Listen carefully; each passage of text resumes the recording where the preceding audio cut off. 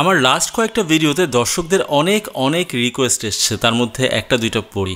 সুবর্ণ চাওমা লিখেছে, আরে ভাই কখন থেকে বলছি পারলে বরবটি খাড়া করেন। আমি বলেছি ওটা তো বেশি লম্বা। তো সুবর্ণ চাওমা বলেছে তাহলে ঢেঁড়স খাড়া করেন ভাই, বোটা সহ লাগবে। আমি জাস্ট হাসির সিম্বল দিলাম।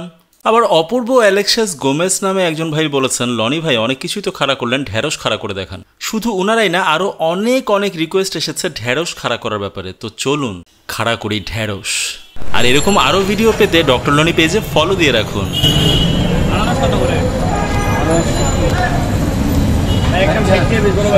জায়গাটায় তারা করাই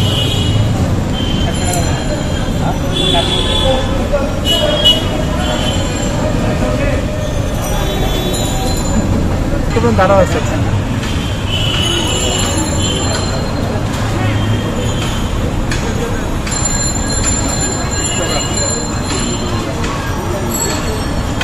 বলুন তো কেমন করে ঢেঁড়স খাড়া করলাম, আর এখানে জানান আপনারা ভবিষ্যতে আরও কি কি খাড়া করা দেখতে চান।